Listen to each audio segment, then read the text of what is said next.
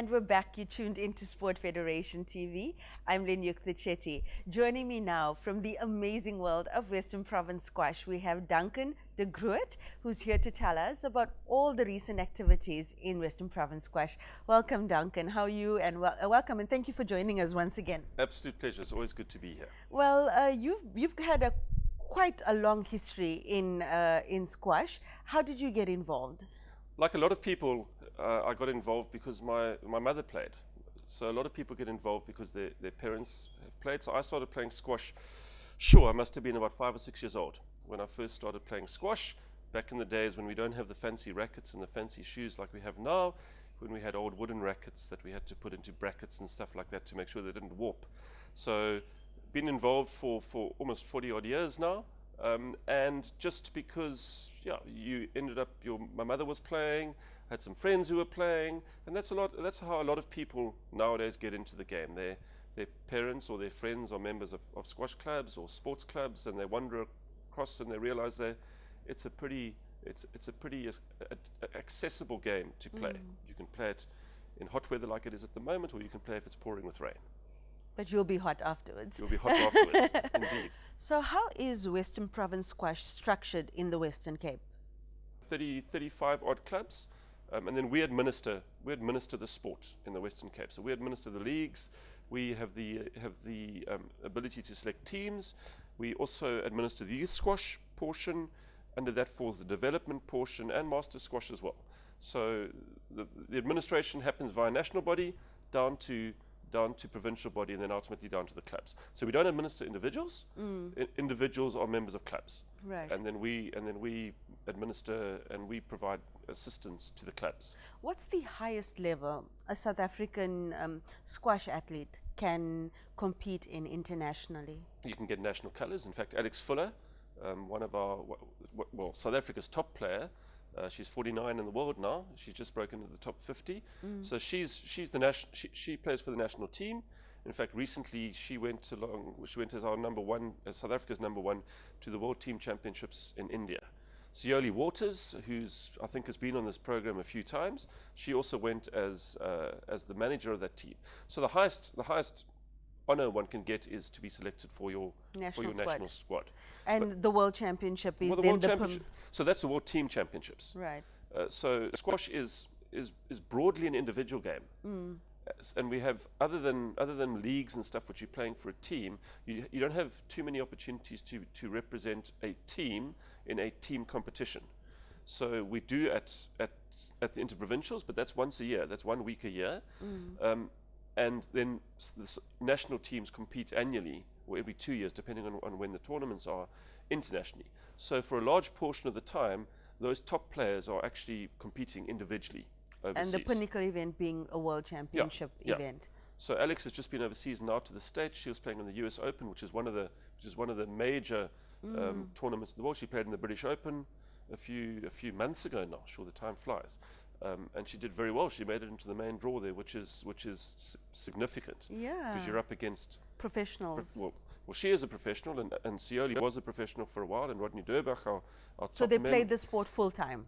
They play the sport full time, but the problem is in South Africa, it's quite difficult to get international exposure from here. There used to be a few tournaments that came through here, but really to get international exposure and to get your world ranking up, you've got to be overseas. So you've got to play overseas. And it's quite expensive Very to expensive. Attend those tournaments. And also you're off there traveling by yourself.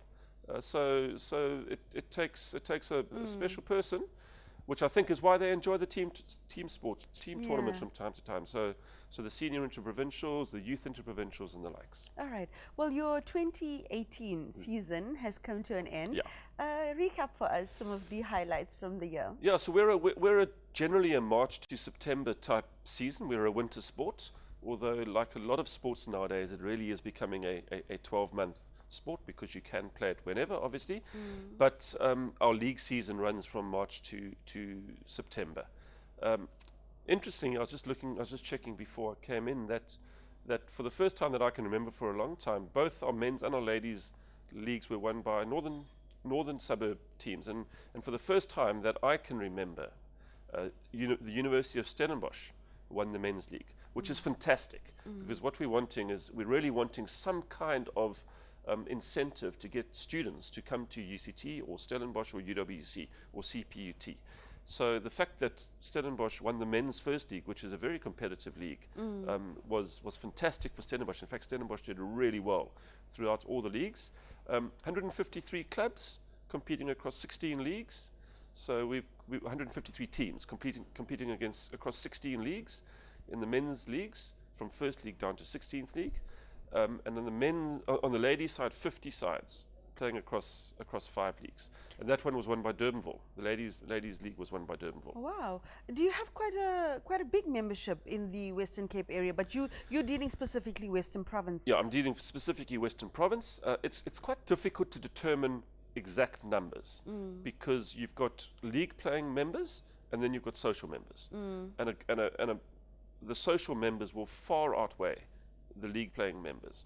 So we can say we've got 153 men's teams, and each team, even if only 4 play on a night, you won't have only 4 people in a team, you'll have probably 5 or 6 to make sure that you've got a bit of a squad. So you can extrapolate that out, and you're getting to roundabouts 800, 900, 1,000 men's league players, and then again you've got probably 300 odd ladies league players.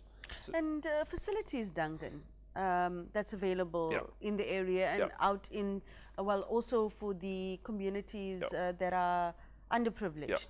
What's the situation like currently? it's a challenge, which I always say is just a modern day word for problem, because the reality is you've got to maintain the facilities, and that's not saying the facilities won't be maintained, but they require, first of all, they're expensive to put up. You know, a new squash court, a single squash court, I don't expect you'll get much change back from R1 million for a court, and you've got to maintain them. They get very dusty. Even the well-maintained clubs are sweeping and vacuuming those courts every day, because if they get left, then they get dusty and you actually can't play on them, and then the wood floors will start to actually deteriorate.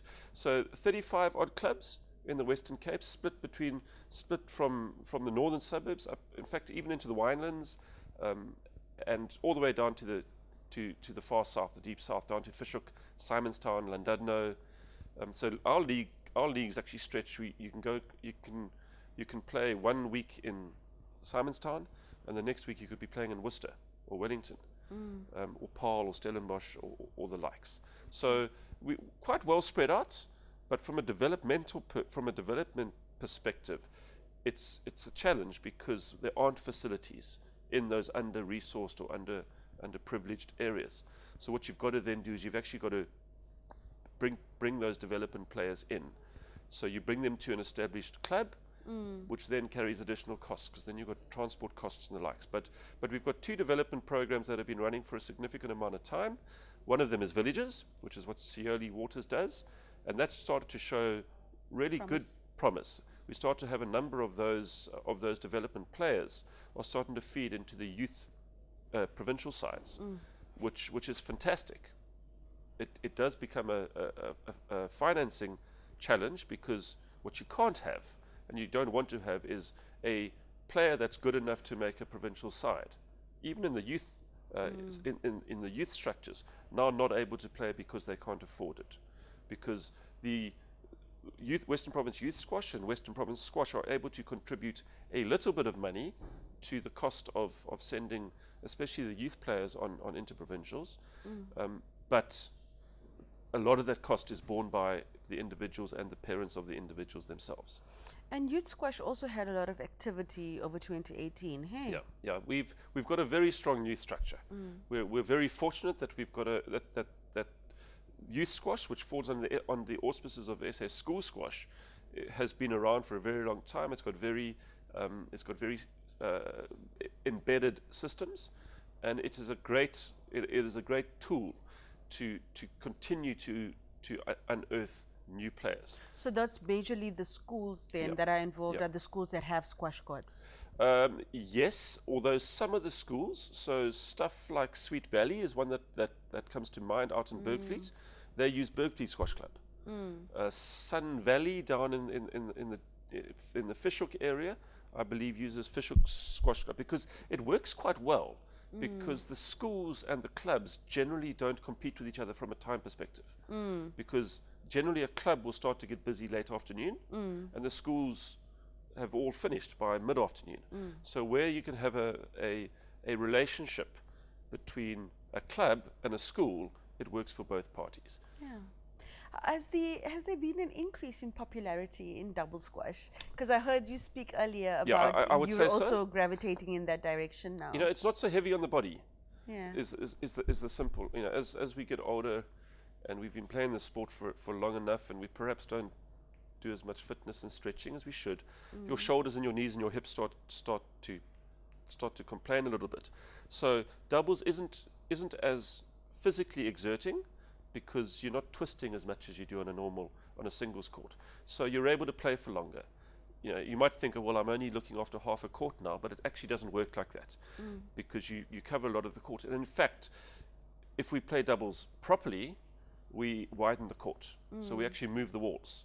In fact, we move one wall, which provides about another meter and a half. And Western Province Cricket Club has got 2 of those courts that they're able to widen. So it becomes, it's a fun game. And you're able to play it a lot longer as well, I think. Well, how can people get in touch with Western Province Squash, Duncan, if they'd like to get involved as a player or a sponsor? The simplest way is either to go to the Western Province Squash website, which is quite simply www.wpsquash.co.za, or otherwise you can phone Glenda Erasmus as our administrator, and you can phone the Western Province Squash offices on 021 674 6717. Oh, aren't you glad you remembered the number? I've phoned it enough times.